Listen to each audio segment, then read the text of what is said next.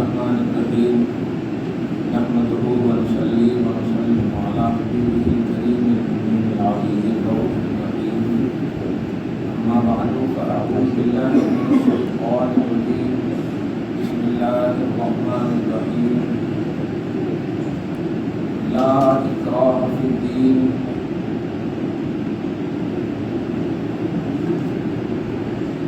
يعلم ما بين أيديهم وما خلفهم ولا يحيطون بشيء من علمه إلا بما شاء صدق الله العظيم سورة برکت کے لیے درود شریف پڑھیں اللهم صل على سيدنا وشفيعنا وحبيبنا مولانا محمد وآله وأصحابه وسلم صلى الله تعالى عليه وسلم من ذا الذي يشفع عنده إلا بإذنه پر بڑے ڈیٹیل اور تفصیل کے ساتھ گفتگو ہو چکی ہے۔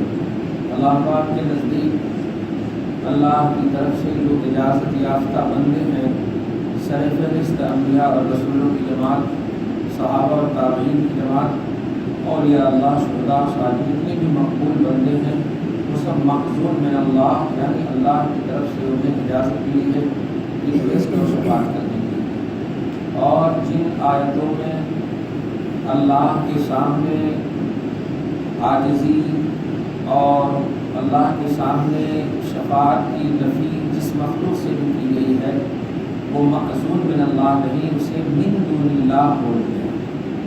من دون اللہ، اللہ کی اپوزیشن، اللہ کے مخالفین، اللہ کے معبودان باطل ہو کر عبادت کی جانے والے کو بولتے ہیں۔ اور مأذون بملک ورما زال باؤ نون، مأذون من اللہ، اللہ کی طرف سے اذن دیے جانے والے، اجازت دیے جانے والے، پورا ڈیٹیل ہو چکا۔ تو مأذون من اللہ اور من دون اللہ کا فرق ضرور ہمیشہ یاد رکھیے گا۔ جہاں کہیں بھی قرآن پاک میں یہ بات آ جائے کہ اللہ کے سوا کسی کو نہ پوچھو، اس سے مراد اللہ کی پوزیشن طاغوت، بت ہیں، دشمن ہیں، شیطان ہیں۔ اور اللہ کے محبوب بندوں سے جہاں مدد اور شفاعت کا تعلق ہے وہ مأذون من اللہ ہے، من دون اللہ نہیں۔ چنانچہ پورے قرآن میں میری تحقیق کے مطابق 48 آیتیں ایسی ہیں جن میں من دون اللہ سے شفاعت کی نفی کی گئی ہے۔ من دون اللہ سے، من دون اللہ سے شفاعت کی نفی، یہ دلیل ہے کہ مأذون من اللہ شفاعت کریں گے۔ اب یہ علمی بات نہیں سمجھے تو اللہ کے علاوہ جن کی عبادت کی جاتی ہے وہ شفاعت نہیں کریں گے، اور اللہ کے محبوب بندے جن کو رسپیکٹ اللہ نے دیا ہے وہ شفاعت کریں گے۔ آسان، جو نہیں کریں گے ان کو من دون اللہ بولتے ہیں قرآن کی زبان میں، اور جو شفاعت کریں گے ان کو مأذون من اللہ، محبوب، مقبول، یہ سب جملے بولتے ہیں شریعت کی زبان میں۔ یہ سمجھ میں گئے؟ چنانچہ قرآن پاک میں کہا گیا تھا من ذا الذی یشفع عنده الا باذنہ، کون ہے جو شفاعت کرے اللہ کے پاس مگر اس کی اجازت سے، یعنی اللہ جسے اجازت دے دے، اجازت یافتہ، اس کی عربی بنتی مأذون۔ اس کو دھیان رکھیں۔ آگے یعلم ما بین ایدیہم وما خلفہم، وہ اللہ تمام مخلوقوں کے لیفٹ رائٹ سب کو جانتا ہے۔ یہ ترجمہ عام زبان میں کرو، وہ اللہ جانتا ہے اس چیز کو جو لوگوں کے سامنے ہاتھ مطلب سامنے ہے، وما خلفہم، جو لوگوں کے پیچھے ہے، مطلب وہ سب کچھ جانتا ہے۔ یہ اصل ہے۔ اس سلسلے میں ایک جملہ آپ کو علمی اعتبار سے دے دوں کہ کسی کا جاننا یہ ایک الگ پہلو ہوتا ہے، لیکن کسی کا جان کر دوسروں کو جنانا یہ ایک دوسرا پہلو ہوتا ہے۔ تو آپ کا جو آپ کے نبی کے حوالے سے عقیدہ ہے، نبی جانتے ہیں، یہ پرسنل عقیدہ نہیں ہے، اللہ نے جنایا اس لیے آپ عقیدہ رکھتے ہیں، لیکن اللہ جو جانتا ہے یہ ایک دم پرسنل ہے۔ ابھی پرسنل کو تو خوب اچھے سے سمجھو کہ مسلم پرسنل لانا مفہوم آپ تو دیکھ رہے ہیں میڈیا کی زبان میں۔ تو اللہ جو جانتا ہے وہ پرسنل ہے، اس کو علم ذاتی بولتے ہیں۔ اللہ جانتا ہے، سورہ لقمان کی لاسٹ آیت کریمہ میں دیکھیں فرماتا ہے ان اللہ علیم خبیر، وہ جانتا بھی ہے اور جناتا بھی ہے۔ خبیر کا مطلب دوسرے کو خبر بھی دینے کی صلاحیت رکھتا ہے، ایسا ہے۔ تو آپ جو نبی کے تعلق سے عقیدہ رکھتے ہیں، غیب کا عقیدہ ہے، جاننے کا عقیدہ، اس میں کوئی شرکیہ پہلو نہیں ہے. شرکیہ پہلو اس وقت ہوتے ہیں جب اللہ کو ایک طرف کر دیں اور اللہ کے سر کا کسی کو مانے، وہ شرک ہے. اللہ کی طرح سیم ٹو سیم مانے، وہ شرک ہے. لیکن اگر اللہ کی عطا، اللہ نے گفٹ کیا، اللہ نے دیا، تو یہ تو اللہ کی شان اس میں بڑھ رہی ہے. اس میں شرک کا پہلو کیا ہے؟ اس میں تو اور اللہ کا کمال نظر آ رہا ہے کہ اللہ وہ ہے جو اپنے محبوب کو عطا بھی کرتا ہے، نوازتا ہے. اس میں شان بڑھ رہی ہے. تو شرک شکن عقیدہ ہے، نہ یہ کہ شرک عقیدہ. شکن مطلب شرک توڑنے والا عقیدہ ہے. توحید کی عظمت اجاگر ہو رہی ہے اس سے. ہاں اگر یہ عقیدہ رکھتے کہ نبی جو ہے اللہ کے محتاج نہیں ہے، اللہ سے نہیں لیتے، اللہ نے انہیں نہیں دیا، پرسنل جانتے، تب یہ شرک ہے. اور ایسا عقیدہ کوئی بھی نہیں رکھتا، کوئی بھی نہیں رکھتا ایسا. خیر، یعلم ما بین ایدیہم، وہ اللہ آپ کے ہمارے آزو بازو سب کو جانتا ہے، آگے پیچھے سب کو جانتا ہے. ولا یحیطون بشیء من علمہ. یہاں پر دھیان دیجیے گا، جو میں جملہ بولا ہوں سب کی دلیل اس میں موجود ہے. اس لیے میں نے کہا تھا آیت الکرسی کو بڑے اچھے سے سمجھیے گا. آیت الکرسی میں اللہ کی شان بھی ہے اور حبیب اللہ کی شان بھی ہے. توجہ دیجیے گا. اللہ فرماتا ہے ولا یحیطون، ایک دم پلورل کا صیغہ ہے. لوگ احاطہ نہیں کر سکتے. اور میں بتایا ہوں علم بولتے ہیں صرف جاننے کو، جو آپ کے نالج اور آپ کے دماغ جو جس کا احاطہ کرے اسے علم بولتے ہیں، اور جو احاطہ سے باہر ہو اسے ادراک بولتے ہیں. ادراک عربی سینٹینس میں بولتے ہیں اور احاطہ بولتے ہیں. تو اللہ پاک یہ نہیں کہہ رہا ہے کہ تم اسے نہیں جان سکتے، یہ فرما رہا ہے کہ اے لوگو اللہ کا احاطہ نہیں کر سکتے، لمٹ میں نہیں لا سکتے. اللہ انلمیٹڈ ہے، اس کی ذات انلمیٹڈ، اس کا علم بھی انلمیٹڈ. تو ولا یحیطون بشیء من علمہ، اللہ کے علم میں سے کسی بھی پہلو کا تم احاطہ نہیں کر سکتے ہو. یہ عقیدہ بتا رہا ہے کہ علم تو تمہیں مل سکتا ہے، لیکن کمپلیٹ کا تصور نہ رکھنا کہ کمپلیٹ اور لمٹ ہم نے مکمل طور پر اللہ کا علم حاصل کر لیا، نہیں. اسی لیے سیدنا ابوبکر صدیق کا عقیدہ ہے، آپ دیکھیں جا کر کہ ابوبکر صدیق فرماتے ہیں اللہ کی ذات کے احاطہ سے عاجز رہ جانے کا نام ہی علم ہے. میں غور کریں آپ، اللہ کو سمجھنے چلے تھے، نہ سمجھ کر تھک گئے، یہی علم ہے، یہی سمجھ ہے. کون کہہ رہے ہیں؟ افضل البشر بعد الانبیاء بالتحقیق سیدنا ابوبکر صدیق کہہ رہے ہیں، جو تمام انسان میں اعلیٰ اور افضل ہیں نبیوں کے بعد. تو اللہ تبارک و تعالیٰ کے علم کا احاطہ، اس کو لمیٹیشن، اس کی لمٹ، اس کو حد بندی میں نہیں لا سکتے. اس سے یہی عقیدہ ملا کہ آپ اپنے اسٹیٹس کے حساب سے حاصل کر سکتے. تو اب آپ اسی طرح دیکھیے، آپ ہیں، آپ سے اوپر آپ کے ولی ہیں، ولی سے اوپر شہید ہیں، شہید سے اوپر صدیق، صدیق سے اوپر نبی، نبی سے اوپر رسول، رسول سے اوپر سب سے اعلیٰ رسول محمد رسول اللہ. اب اس اسٹیٹس کو دیکھیں گے تو آپ کو سمجھ میں آ جائے گا کہ ہر اوپر والا چھوٹے کو تو جان سکتا ہے، لیکن چھوٹا اوپر والے کو جان جائے یہ ضروری نہیں ہے. سمجھ گیا؟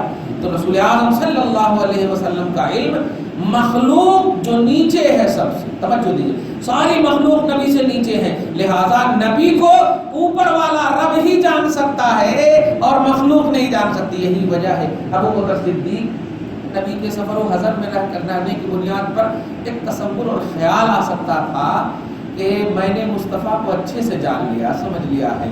تو اللہ تبارک و تعالیٰ کے رسول نے اس سے پہلے کہ وہ کبھی بولتے صاف فرما دیا، یا ابا بکر لم یعرفنی حقیقتا غیر ربی، اے ابو بکر تم میرے ساتھ سفر و حضر میں کنٹینیو رہنے کی وجہ سے یہ نہ سمجھنا کہ تم میری حقیقت جان گئے ہو.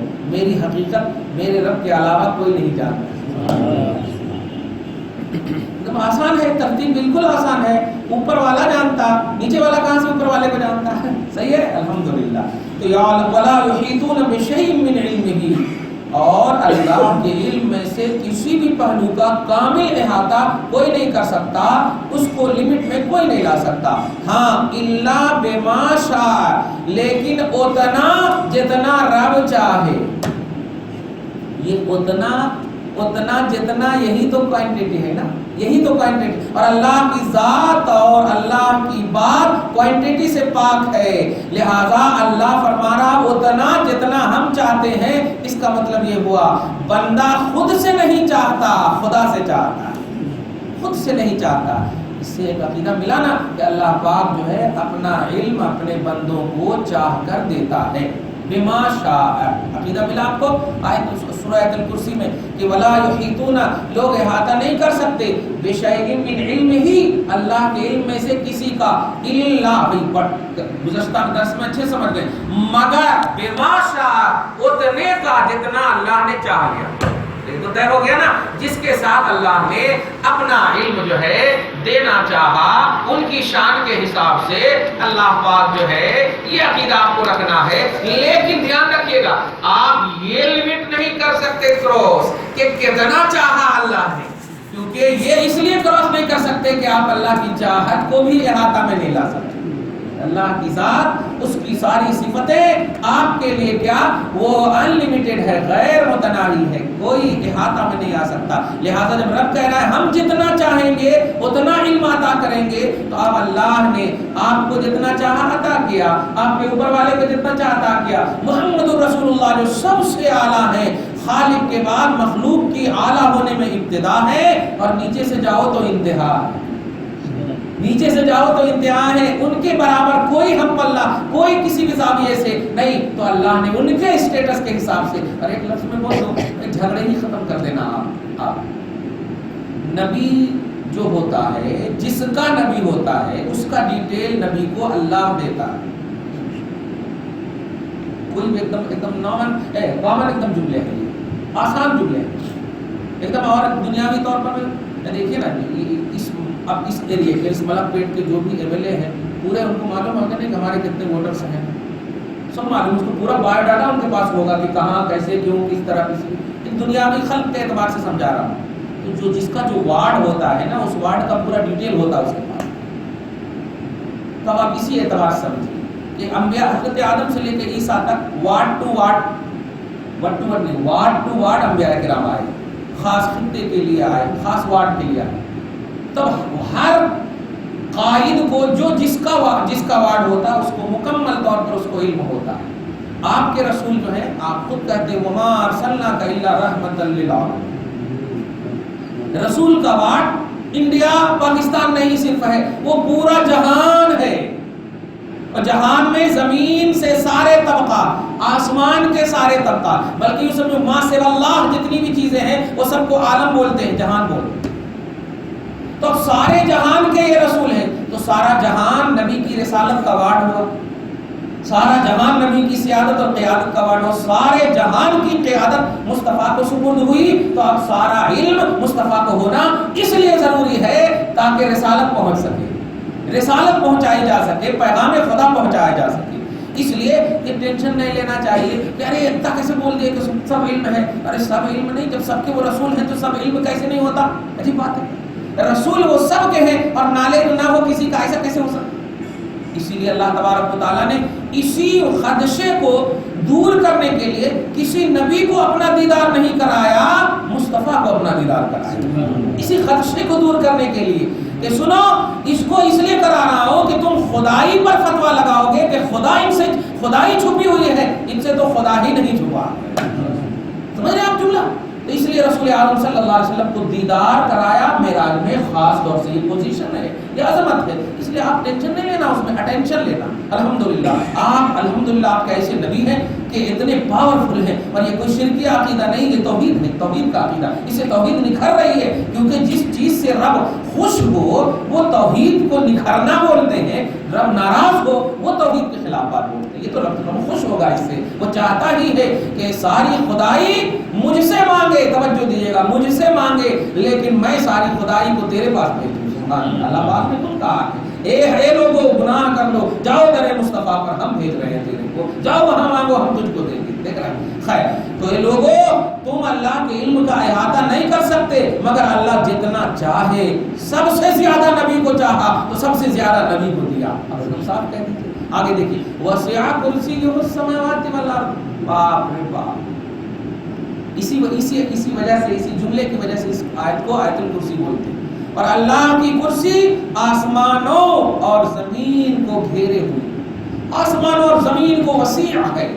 اب آپ بتائیے، تو آسمان اور زمین کو وسیع ہے، میں نے اس پر پوری گفتگو کر دی ہے کہ جب اللہ کرسی نہیں تھی تب بھی اللہ تھا، آسمان نہیں تھا تب بھی اللہ، زمین نہیں تھی تب بھی اللہ. لہذا اب یہ عقیدہ نہیں بنانا کہ اللہ نے اپنے لیے کرسی بنایا کیونکہ کرسی کی ضرورت ہے، ایسا نہیں ہے. کرسی آسمان و زمین کو گھیرنے کا مطلب یہ ہے کہ اللہ کی بادشاہت کا احاطہ نہیں کرنا. تم ایک زمین پر ہو، زمین 7 ہے اور اللہ کی کرسی 7 کو ہے، لہذا تم ایک میں اپنا لاجک نہیں انویسٹ کرنا. بس اللہ تبارک تعالیٰ کو ماننا، توحید کو ماننا رہتا ہے. یہ بتانا اپنا یوں سمجھیے اپنا اسٹیٹس بتا رہا کہ سنو تم ایک محدود خطے کے ہو، اس عالم کے ہونا، اور زمین تو 7 ہے، آسمان بھی 7 ہے، اور میری کرسی 7 کو گھیرے ہوئی. لہذا تم صرف ماننا، مجھے دائرے میں، مجھے احاطہ میں، مجھے ادراک میں لانے کی کوشش نہیں کرنا. یہ کہنا چاہتا آگے دیکھیں فرماتا وَلَا يَؤُودُهُ حِفْظُهُمَا. آپ تو اگر صرف محلے کا کونسلر بناتے ہیں تو پتہ نہیں، جتنے اپوزیشن آپ کے خلاف اٹھے ہیں وہ تو بہرحال آپ کے اپوزیشن ہی رہیں گے 5 سال تک، وہ رہیں گے وہی کسی بھی حال میں، اور وہ کمی بیشی تلاشیں گے کہ کس میں یہ کام ہوئے، ہم کس میں ناکام ہوئے، ہے نا. تو جس وارڈ کے ہیں وہ بھی اسی وارڈ کا ہے. اس کا مطلب آپ کے وارڈ میں کچھ ہے جو آپ کی دائرے نگرانی سے باہر ہے، آپ ان کی نگرانی نہیں کر رہے بلکہ وہ آپ کی نگرانی کر رہے ہیں. توجہ دے رہے، یہ دنیا کی قیادت کا تصور ہے. لیکن اللہ جب فرما رہا ہے کہ میری وسعت، میری وسعت، میرے کرسی کی وسعت آسمان و زمین کی ہے، اور تم دیکھ رہے ہو، تم زمین کے ایک طبقے پر جی کر کے پوری دنیا وغیرہ کو دیکھ کر پریشان ہو اور تمہارے علم میں نہیں آ سک رہا ہے، اور میں 7 زمین کو، 7 آسمان کو ایسی نگرانی کرتا ہوں کہ ولا یعودہ، اللہ کو حفظہما، ان دونوں یعنی آسمانوں اور زمین کی حفاظت و نگرانی بوجھل میں نہیں ڈالتی ہے، ایزی ہے. اللہ جو کرتا ہے نگرانی آسمانوں اور زمینوں کی، اس کے لیے نگرانی تیرے جیسی پریشان میں ڈالنے والی نہیں ہے، ایزی ہے. یہ ترجمہ کیا وَهُوَ الْعَلِيُّ الْعَظِيمُ، وہی بلند ہے، وہی عظمت والا. دیکھیے آپ نے تو اس میں خدا کی بھی شان تھی، رسول پاک کی بھی شان تھی.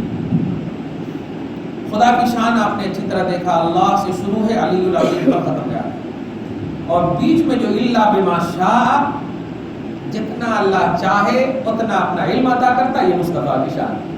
اور میں ہمیشہ کہتا ہوں کہ اوصاف محمدی سب خاص طور سے جتنے بھی اللہ کے رسول کی صفت ہیں، وصف ہیں، یہ سارے اوصاف باکمال ہیں. کسی وصف میں جس طرح خالق کا وصف قہار بھی باکمال ہے، اللہ قہار ہے نا، قہار بولے تو قہر ڈالنے والا. اللہ جبار ہے تو اللہ کا جبار ہونا بھی کمال ہے، اللہ کا قہار ہونا بھی کمال ہے. تو جس طرح آپ اللہ کے اوصاف میں کمال کا عقیدہ رکھتے ہیں، ایسے ہی اللہ نے جو بھی اوصاف محمد کو عطا کیا ہے وہ اوصاف بھی عطائی سب باکمال. تو سارے اوصاف اپنی جگہ پر مسلم باکمال، لیکن جو وصف علم غیب ہے، اللہ پاک نے علم غیب کے وصف کو اپنا فضل عظیم قرار دیا. میں بس یہ اس لیے بولتا ہوں بار بار کہ امت جو ہے اس ٹاپک پر جھگڑا نہ کرے. رسول رحیم ہے، رسول عزیز ہے، رسول شفیع ہے، رسول محمود ہے، رسول مطلوب ہے، یہ سب جو رسول کے نام رشید ہیں، ناہی ہیں، عامر ہیں، یہ سب جو اوصاف مصطفیٰ ہیں، یہ اپنی جگہ پر اس پر کسی کا اختلاف نہیں، یا کوئی کبھی جھگڑے نہیں کرتے اس پہ. کوئی نہیں، کوئی جتنی بھی اوصاف ہیں نبی کے جھگڑے نہیں کرتے. کبھی بتاؤ رسول کو رحیم کہا گیا، اے رسول رحیم کہیں قرآن پاک میں جھگڑے نہیں ہوتا، عزیز ہے جھگڑے نہیں ہوتا. تو ایسے ہی جب رسول پاک علم غیب رکھتے ہیں تو اس پر جھگڑا نہیں. سوال یہ، تو میں اسی طرف نقطہ دینے جا رہا ہوں کہ جب دیگر اوصاف پر جھگڑا نہیں تو علم غیب پر جھگڑا کیوں؟ واقعی اللہ پاک جانتا ہے آپ کو، ہم کو، سب کو، پاسٹ پریزنٹ فیوچر سب کو جانتا ہے. وہ جانتا ہے کہ واقعی مصطفیٰ کے کسی وصف پر اتنا جھگڑا نہیں ہوگا جتنا جھگڑا علم غیب پر ہوگا. اسی لیے میں کسی اور وصف کو اپنا فضل عظیم نہیں کہوں گا، علم غیب کو اپنا فضل عظیم کہوں گا. سورہ نساء کے آیت نمبر 113 میں دیکھیے فرماتا ہے وَكَانَ فَضْلُ اللَّهِ عَلَيْكَ عَظِيمًا، اے حبیب ہم جو آپ کا علم غیب کا وصف دے رہے ہیں یہ آپ پر میری جانب سے فضل عظیم ہے. فضل عظیم ہے. آپ دیکھ رہے ہیں نا कितनी किताबें लिखी जा रही है, नबी को इल्म गैब है या नहीं, नबी को इल्म गैब है या नहीं, नबी को इल्म, अरे अजीब बात है। अरे नबी रहीम है, इस पर भी तो कभी किताब लिखो। कुरान पाक में नबी रऊफ है, इस पर भी तो किताब लिखो। नबी अजीज है, इस पर भी किताब लिखो। अजीजुन अलैहि मा अनित्तुम हरीसुन अलैकुम बिल मुमिनीन रऊफुर रहीम, ये कुरान पाक में। लेकिन इस पर नहीं, नबी रऊफ है तो कैसे है, नबी रहीम है तो कैसे है, वो सब कुछ किसी पर नहीं लिखा जा रहा, क्योंकि अल्लाह जानता है। उम्मत को भी देखा आपने, इख्तिलाफ जिस पर हो रहा है वो पहले ही अल्लाह पाक ने वाज़ेह कर दिया, इशारा कर दिया कि सुनो, इस पर इख्तिलाफ होगा, अगर समझने वाले हो तो सुनो, मैं उसी वस्तु को अपना फजल अजीम कह रहा हूँ, सुभान, अपना फजल अजीम कह रहा हूँ। आगे देखिए अल्लाह फरमाता है, आयत नंबर 255 का दर्स होगा, आयतुल कुर्सी मुकम्मल हो गई। अल्लाह पाक अपने फजल से हम सब के ऊपर इसका साया देर तक रखे। हज़रत अबू हुरैरा की वजह से ये दुआ कर रहा हूँ, इसका साया देर तक रखे, ताकि हमारे माल भी महफूज हो, जमाल भी महफूज हो, कमाल भी महफूज हो, इज्जत दौलत सरवत सब महफूज हो। अल्लाह पाक सब मुसलमान को ये आयत तो खास तौर से याद रखने की तौफीक कामिल अता फरमाए। आगे देखिए आयत नंबर 256 देखिए, ला इकराह फिद्दीन, बड़ी अच्छी बात आ गई। ये मैं आज इसलिए भी इस आयत को तिलावत कर रहा हूँ कि जो सिचुएशन है इंडिया का, आप देख रहे हैं अल्हम्दुलिल्लाह, अल्लाह का करम है कि पूरे इंडिया के मुसलमान जाग गए हैं, पूरे इंडिया के मुसलमान खास तौर से जाग गए। 57 ममालिक भी हुकूमत हिंद को वार्न कर चुकी, 57 ममालिक के सरबराहान हुकूमत हिंद को वार्न कर चुकी। अफसोस ये होता है कि जिसकी हुकूमत क़यामत तक होगी, ये 5 साल की बिल्कुल ना संभलते संभलते 5 साल गुजर जाते हैं, ये हुकूमत क़यामत तक की हुकूमत को चैलेंज करती है। हुकूमत मुस्तफ़ा क़यामत तक के लिए अगर मेरा क़ुव्वत अक़ीदा आपके दिमाग के लिए काम कर रही है, तो मैं कह दूं हुकूमत मुस्तफ़ा जन्नत तक के लिए, क़यामत तक की क्या बात करें, जन्नत तक के लिए है। जन्नत में भी शफ़ाअत मुस्तफ़ा होगी तब हम दाखिल होंगे। ये हबीब जिनकी शफ़ाअत करनी है करो, फिर जन्नत में दाखिल करूंगा। देखा, ये हुकूमत हमारे मुस्तफ़ा की है, ये पर्सनल्लाह हमारे नबी का है, ये कोई तंजीम नहीं है। ऑल इंडिया मुस्लिम पर्सनल्लाह ये नाम रखे गए हैं, लेकिन अगर गौर करें मुस्लिम हम हैं अल्हम्दुलिल्लाह, पर्सनल्लाह कुरान हमारा है, तौहीद हमारी है, रिसालत हमारे हैं। तो जो कानून कॉन्स्टिट्यूशन है हमारा वो पर्सनल है, किसी और का नहीं। वरना आप बताओ 5 वक्त की नमाज किस मजहब में, मुस्लिम के पास है ना। ज़कात हज के तसव्वुरात किस मजहब में, हमारे यहाँ है अल्हम्दुलिल्लाह। तो अब मुस्लिम पर्सनल्लाह ये तौहीदी उन्वान है, इसलिए इसके वास्ते पूरा इंडिया जो यकजुट हो गया है, उसकी असल वजह यही है कि ये किसी तंजीम की फिक्र नहीं है, ये तौहीद की फिक्र है, ये अल्लाह तबारक व तआला का दिया हुआ। तो जो मुस्लिम पर्सनल्लाह पर इंटरफेयर और मुदाखलत कर रहे हैं और यकसा सिविल कोड के हवाले से जो बात कर रहे हैं, कुरान पाक सुनिए, क्योंकि आपको हमारी भी सुनकर अनसुनी कर सकते हैं, लेकिन जिस पर ईमान लाए हैं उसकी अनसुनी नहीं कर सकते आप। मैं इसीलिए रात में भी एक जुमला कहा सुप्रीम कोर्ट के जज से, आप भी एकदम इसको एकदम गांठ बांध लीजिए कि सुप्रीम कोर्ट में हर धर्म की किताब, जो पवित्र किताब होती है, जिसका बेस होता है, वो रखी रहती है। मुसलमान अगर मुजरिम कोई गया है तो मुसलमान को कटहरी में खड़ा करने से पहले जो है कुरान पाक लाते हैं, और कुरान पाक के खोल करके नहीं, तवज्जो दीजिए, खोल कर नहीं, ऐसे ही कुरान पाक रख करके उस पर हाथ रखवाते हैं और कहते हैं जो कहूँगा सच कहूँगा, सच के सिवा कुछ न कहूँगा, इतना बोल। अब गौर कीजिएगा, तो अब जाहिर है जो जज साहब बैठे हुए हैं वहाँ, उसको तो मालूम होगा ना इस कुरान की अजमत, उस कुरान के बारे में कानून तो मालूम होगा। नहीं अगर मालूम है तो वो गोया वो बेकार के कुर्सी पर बैठा है, क्योंकि वो जज है और जज करने के लिए, जजमेंट पेश करने के लिए ज़रूरी है कि वो पूरा अहाता करे, पूरा सबूत, पूरी जो शिकायत हैं, पूरी जो चीज़ें हैं, पूरा उसकी तहकीक करने के बाद न बोलता है। सारे गवाहों की गवाही सुनने के बाद, ये सुनने के बाद अदालत इस फैसले पर, नतीजे पर आती है, न बोलता। तो अब जो है फैसला करने से पहले उसको तो मालूम होना चाहिए कि सामने वाला जो है उसका धर्म क्या कहता है, उसका मजहब क्या कहता है, उसका लॉ एंड ऑर्डर क्या कहता है, उसका कॉन्स्टिट्यूशन क्या कहता है, तो मालूम होना चाहिए। तो हम चलो हुस्न ज़न रखते हैं कि कुरान का इल्म है, उसको हुस्न ज़न हम रख रहे हैं क्योंकि वो जज की कुर्सी पर है, इसलिए हम बोल रहे हैं, जस्टिस बना हुआ इसलिए हम बोल रहे हैं। लेकिन आप सुप्रीम कोर्ट से पूछिए कि जब आपको कुरान में मालूम है, जब आपको कुरान में मालूम है, अल्हम्दुलिल्लाह के अलिफ से वन्नास की सीन तक आप स्टडी किए होंगे इंग्लिश ही में सही, तो आप बताइए क्या 3 तलाक का मसला कुरान में है या नहीं? کیا یکساں سول کوڈ کے خلاف قرآن میں تصور ہے یا نہیں؟ اور جب قرآن میں یہ ہے تو مرکزی حکومت نے جس وقت یہ میمورنڈم داخل کیا، مقدمہ پیش کیا سپریم کورٹ میں، تو ایسے ہی آپ کو ریجیکٹ کر دینا چاہیے، کیونکہ یہ مذہبی معاملہ ہے، مذہبی معاملہ طے ہوتا ہے، اور خاص طور سے مسلم پرسنل اللہ کا جو معاملہ ہے یہ آسمانی معاملہ ہے، یہ زمینی معاملہ ہے ہی نہیں، یہ ہماری بنائی ہوئی ہے ہی نہیں، ہمارا بنایا ہوا قانون ہے ہی نہیں، آسمانی قانون ہے، یہ اللہ کا بنایا ہوا قانون ہے، تو اس کو اسی وقت ریجیکٹ کر دینا چاہیے، لیکن نہیں، ملتوی تو کر دیا، ریجیکٹ نہیں کیا۔ دھیان دیجیے، اور ریجیکٹ نہ کرنے کی وجہ سے آج یہ واویلا ہے۔ آپ ہم جو اٹھے ہوئے ہیں اس کا یہ مطلب نہیں ہے کہ آپ اس جماعت سے تعلق رکھتے ہیں اس لیے آپ اٹھے، نہیں، یہ توحید سے تعلق رکھتے ہیں اس لیے آپ اٹھے ہیں۔ اللہ کا قانون ہے، قرآن پاک آپ دیکھ لیے ہیں، سورہ بقرہ کے آیت نمبر 228 29 30، ایک لائن سے دیکھیے آپ، طلاق کا ڈیٹیل بیان کیا گیا ہے کہ عرب کے لوگ ایک طلاق دیتے تھے، میں نے بتا دیا بھی آپ کو، ایک طلاق دیتے تھے اور جب عدت گزرنے کے قریب ہوتا پھر لوٹا لیتے تھے تکلیف دینے کے واسطے، پھر طلاق دے دیتے تھے توہر میں، پاکی میں، پھر عدت گزارنے کے بالکل قریب ہوتی پھر لوٹا لیتے تھے۔ تو اس طرح سے تکلیف ہوئی، حضرت عائشہ کے پاس آئی اور آنے کے بعد ایک عورت نے یہی شکایت کیا، دیکھو نا میرے شوہر جو ہے نا خالی طلاق دیتے رہتے ہیں، خالی طلاق دیتے رہتے ہیں، یعنی ان لمیٹڈ طلاق، کثرت سے طلاق دیتے رہتے ہیں۔ تو اللہ پاک کی رسول کی حبیبہ فرماتی ہے کہ اسی پس منظر میں آیت نمبر 228 اتری، کیا الطلاق مرتان، سنو اے طلاق دینے والے، لوٹانے والے جو پہلو ہیں وہ اب کنڈیشن ہے اللہ کی طرف سے، اب 2 ہی مرتبہ تم طلاق دے سکتے ہو، 2 ہی مرتبہ طلاق دے سکتے ہو۔ اب اگر تیسری طلاق دو گے، آیت نمبر 229-30 میں دیکھیے، تیسری طلاق دو گے تو بیوی ہمیشہ کے لیے نکل جائے گی، اب لوٹانے کی بھی ضرورت نہیں ہوگی۔ دیکھا، یہ قرآن میں ڈیٹیل ہے۔ اب کس بنیاد پر اس کو ریجیکٹ کر رہے ہیں؟ کیا کوئی تنظیم گئی ہے کہ ہم نے یہ قانون بنایا ہے، یا کوئی پرسنل لا گیا ہے کہ یہ پرسنل لا کا قانون ہے، بورڈ کا قانون ہے؟ نہیں، یہ تو اللہ کا قانون ہے کہ بندے نے اگر 3 طلاق دے دیا تو اب فلا تحل له من بعد حتى تنكح زوجا غيره، کہ اب حلال نہیں ہوگی جب تک کہ وہ کسی اور سے نکاح نہ کر لے۔ تو یہ اللہ کا قانون ہوا نا، تو اب یہ حکومت کس پر چیلنج کر رہی ہے؟ آپ پر نہیں۔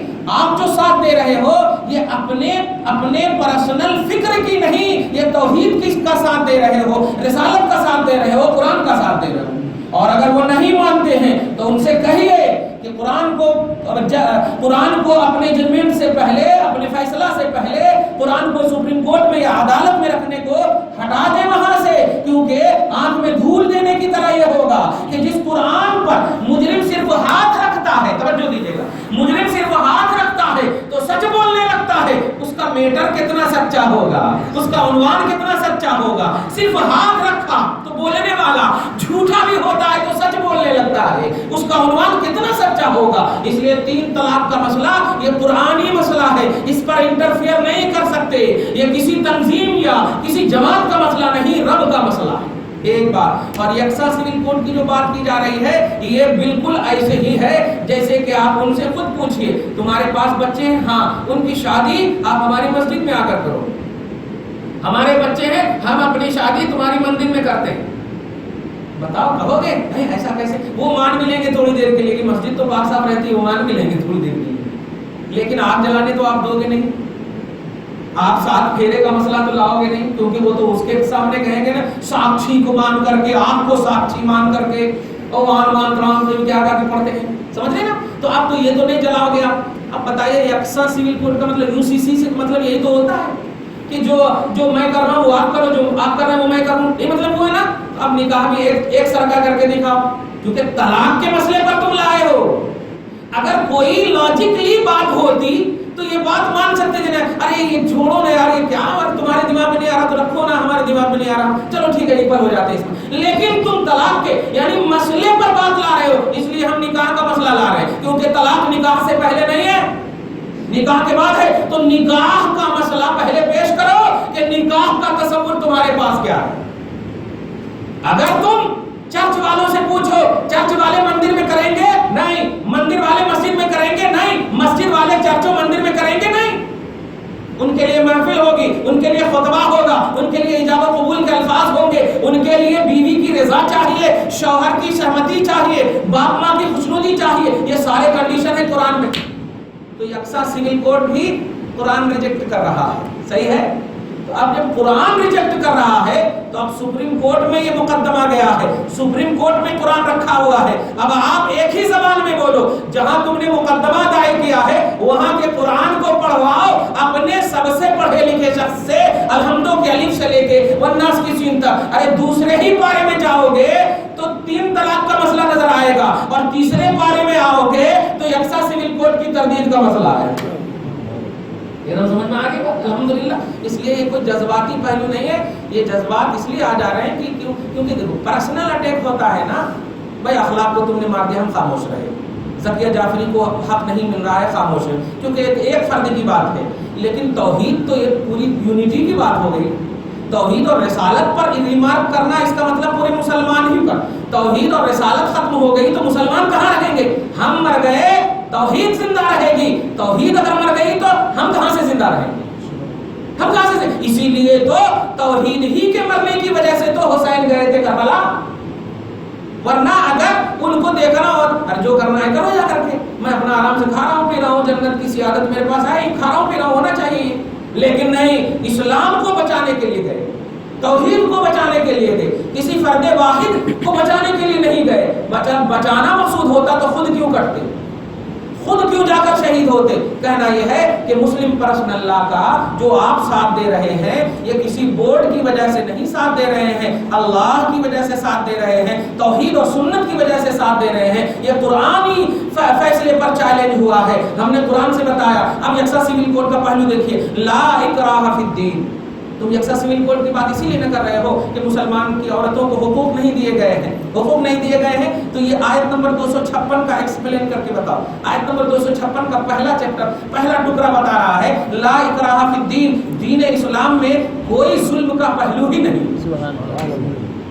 دین اسلام میں زور زبردستی اور ظلم کا پہلو ہی نہیں ہے۔ تو اب بتاؤ اللہ چپ کے بول رہا ہے اور سپریم کورٹ میں چپ کے رکھے سو ہے، صحیح ہے کہ نہیں؟ جب قرآن میں اسلام کے بارے میں اتنا مہذب درس دیا جا رہا ہے کہ قرآن وہ کتاب ہے، یہ اعلان کر رہا ہے اے مذہب اسلام میں پلنے والوں تیرا مذہب بڑا اعلیٰ ہے، اس میں کوئی زور زبردستی نہیں ہے، چاہے وہ مرد ہو یا عورت ہو۔ لیکن میں کھل کر بول دوں جتنا سمان اسلام میں عورت کو دیا گیا ہے مردوں کو بھی نہیں دیا گیا ہے، نوٹ کرنا جملہ، مردوں کو بھی نہیں دیا گیا ہے۔ بتائیے سورہ رجال قرآن میں نہیں ہے، رجال مانے مرد اور نساء مانے عورت، سورہ نساء قرآن میں ہے، جملے پہ غور کر رہے ہیں؟ سورہ نساء ایک پورا پارا قرآن میں ہے، توجہ دیجئے، سورہ نکاح قرآن میں نہیں ہے، سورہ طلاق قرآن میں ہے۔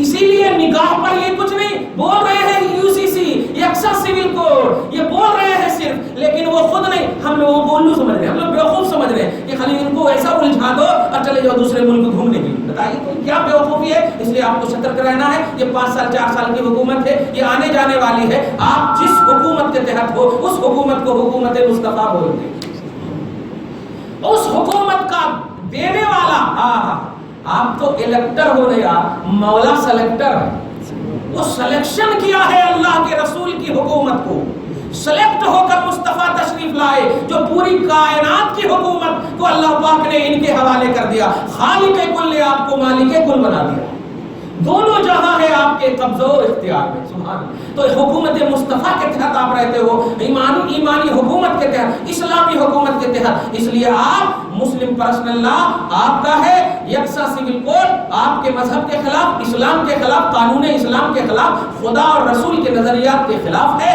اس کی آپ مکمل بائیکاٹ، اس کی مکمل تردید فکری طور پر، توحیدی طور پر، ایمانی طور پر آپ کو کرنا ہے ہمیشہ کے لیے۔ آپ اس کو کسی تنظیم کی بنیاد پر کہ تنظیم والے بورڈ والے خوش ہو جائیں گے ایسا نہیں، اللہ اس کا رسول خوش ہوگا اگر آپ نے یکساں سول کوڈ کا رد کیا، مسلم پرسنل لا کا تحفظ کیا۔ دعا ہے پروردگار عالم آپ کو ہم سب کو اسی فکر کے ساتھ زندہ تابندہ رکھے، اسلام کی حفاظت، مسلمان کی حفاظت، ان کی عزت و آبرو کی حفاظت، ماں باپ کی عزت و آبرو کی حفاظت، گھر بار کی عزت و آبرو کی حفاظت، افراد امت مسلمہ کی عزت و آبرو کی حفاظت فرمائے۔ پروردگار ہم سب کو ایک نیک متحد و متفق ہو کر توحید و رسالت کا پیغام دینے والا، پیغام لینے والا، سننے والا ہم سب کو ایسا بندہ بنائے۔ یا اللہ ہم میں جو بیمار ہیں شفا عطا فرما، جو بارے قرض میں مبتلا ہیں قرض سے سبک دوشی عطا فرما، جو بے روزگار ہے روزگاری عطا فرما، جو گھر بار میں بہنیں، مائیں، بیٹیاں بچے بچیاں پریشان حال ہیں ان کی پریشانیوں کو دور فرما، جو نیک اور جائز تمنا ہے پوری فرما،